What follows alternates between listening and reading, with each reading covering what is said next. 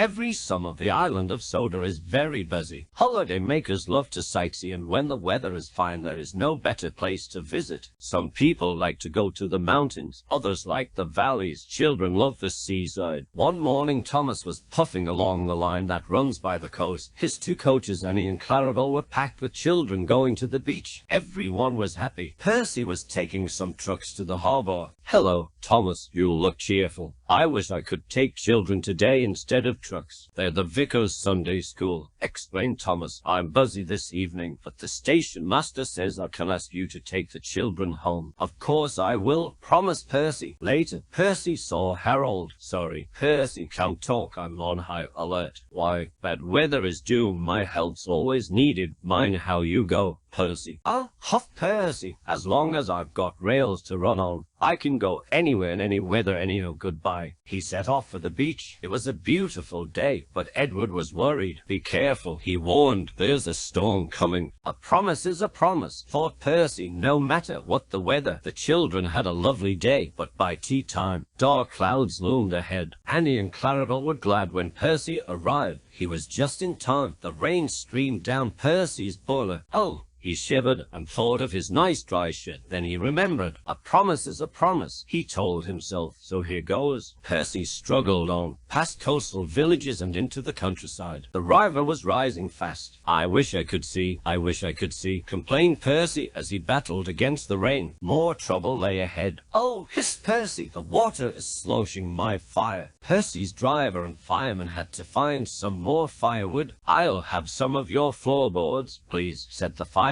to the guard. "I only swept the floor this morning," grumbled the guard, but he still helped. Soon Percy's fire was burning well. He felt warm and comfortable again. Then he saw Harold. "Oh dear," thought Percy, "Harold's come to laugh at me." Something thudded onto Percy's boiler. "Oh," exclaimed Percy, "he needn't throw things. It's a parachute," laughed his driver. "Harold's dropping hot drinks for us." "Thank you, Harold," whistled Percy. "Good to be of service," replied Harold, and he buzzed away. The water lapped Percy's wheels. Percy was losing steam again, but he plunged bravely on. "I promised," he panted. "I promised." He made one more big effort, and at last, exhausted but triumphant, he brought the train home. "Well done, Percy," cheered Thomas. "You kept your promise despite everything." The Fat Controller arrived in Harold. First he thanked the men, then Percy. "Harold told me you're a wizard. He says he can beat you at some things, but not at being a submarine. I don't know what you two get up to sometimes, but I do know that you're a really useful engine." "Oh, sir," whispered Percy happily.